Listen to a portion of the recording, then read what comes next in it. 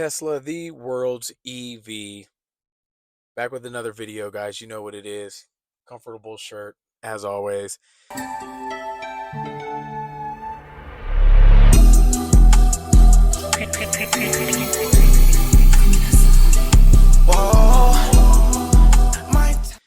Anyways, guys, I finally actually took video of the vinyl that I got to cover my charge port, which I already post the link in my last video's bio, so you'd have to go to my last video to check it out. Awesome. But it is a cool little Darth Vader piece, and I love it. I didn't really like, as you guys, if you didn't watch my last video, but anyways, I didn't like how the charge port, the matte black looked, so I covered it. Awesome sauce, because that's what's so cool about these cars, man. There are accessories pretty much for everything. You can put on everything in here because Elon's a genius and people like to customize things. So, anyways, moving on. So my father-in-law, bit of a mix-up here. Let's just say there's a dent now on the back of their Tesla. And of course, I'm, assisting and getting that dealt with. But what I came across, which was very interesting, which I haven't necessarily seen before, and I've definitely never heard. So, if you guys have any issues, God forbid, with your Tesla, 9 times out of 10, you're going to be dealing with Tesla. Now, I did find a body shop that I have yet to investigate, and I have yet to take it in to see how much, how good they are. Reviews aren't necessarily the best, but we'll go. I've actually had body work done from this particular body shop from previous cars before, and they did an excellent job, but their reviews aren't that excellent. So we'll see. But, anyways, long story short, guys, apparently a lot of body shops aren't certified to work on Teslas. Huh. Interesting. Which does honestly make sense, guys. If I have any issues with anything, it could be the tire. I'm taking it to Tesla. Period. That's how I've kind of always been. Because I've had bad experiences where I've had random people work on cars when I was very, very, very young and didn't know any better. But yeah, that will never happen again. So I just figured out that yeah, this I called two body shops and they were like, "No, we don't touch Teslas." And apparently you need to be certified. But I did find a body shop that does.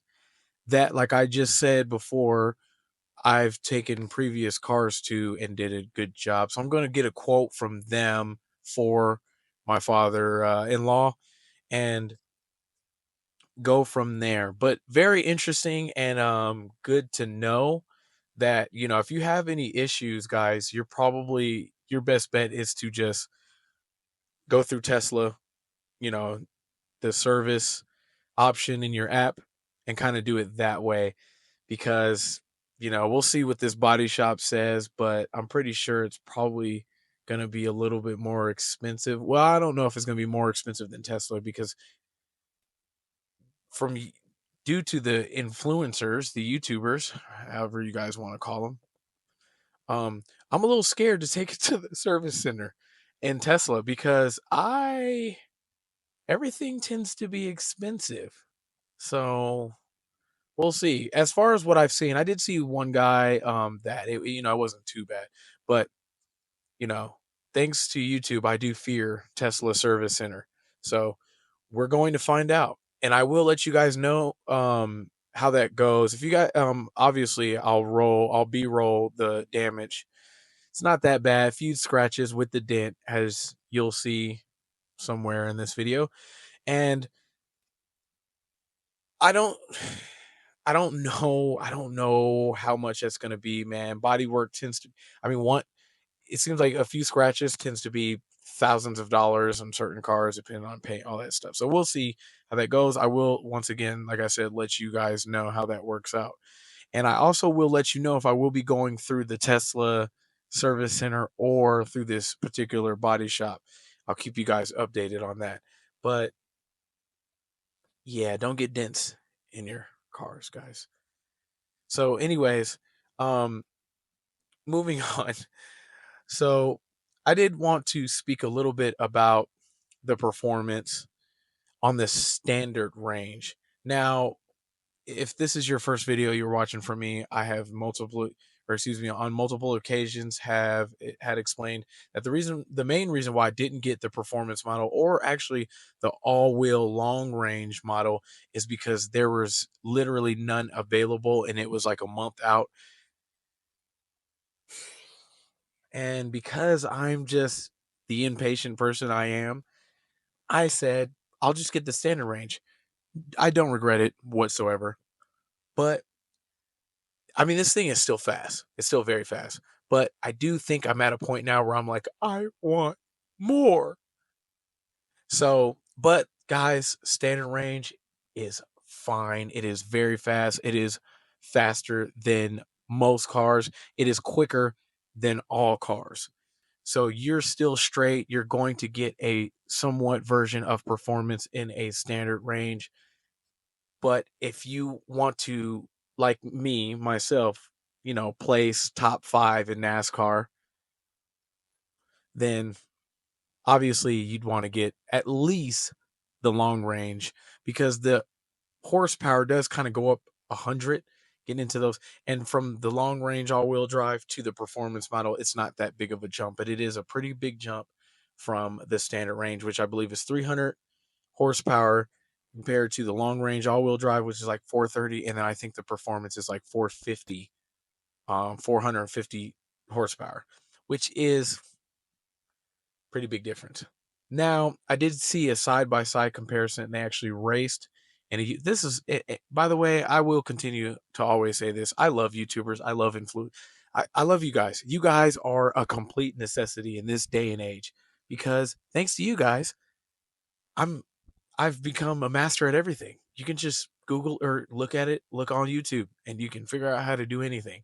So, but anyways, I watched a video from a guy who did a side by side comparison where he raced a performance.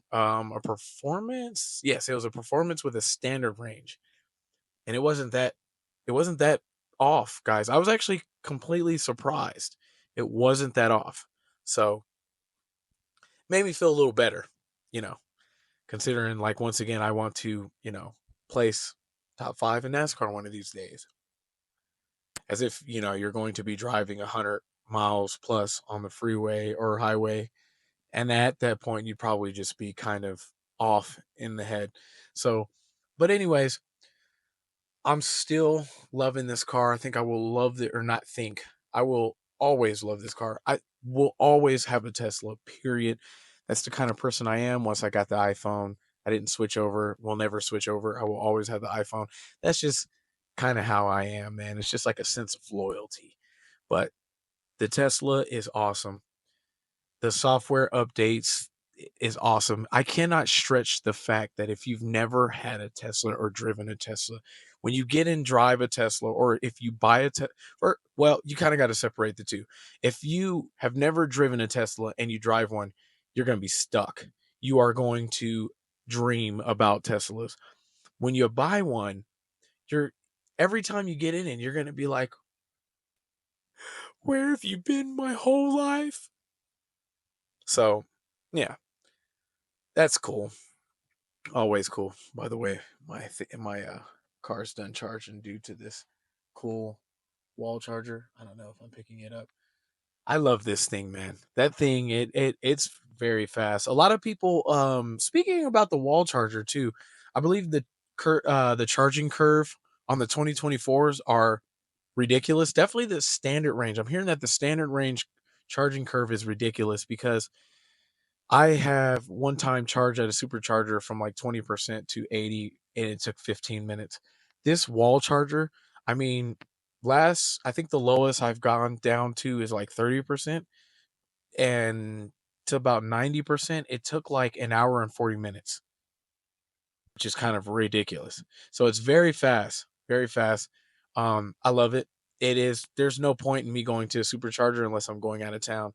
And I don't necessarily have PPF on my bumper. So, okay, I'm capping a little bit. So, look, I don't have PPF on my bumper. I'm probably not getting it. I'm still thinking about it, probably not getting it, but I will eventually go on a road trip. I actually do have one planned later on, or excuse me, the beginning of next month, which is September.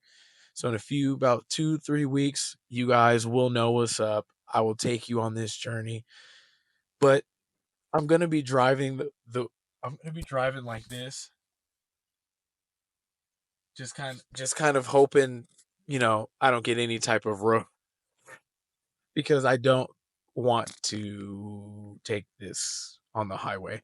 But I will say, if I end up not getting PPF, I will only, for the sake of you guys, do that road trip one time without the PPF. If I don't get PPF, I will not be taking another road trip in this. I'll just rent one. You guys won't even know. How you gonna know? I'm gonna be like, yeah, this is my Tesla, you know. But anyways, so that's all, guys. The main thing I just wanted to talk about was the fact that Tesla, regarding pretty much anything, you're most likely going to have to turn to the Tesla service center, in which I fear. So I'll keep you guys updated on that one. Funny story is what it is. Stuff happens, right? So that's all I got for you today. Didn't want to keep rambling on. Don't forget, guys, this is Tesla the World TV. And please do not forget, this helps me help you and it helps the algorithm.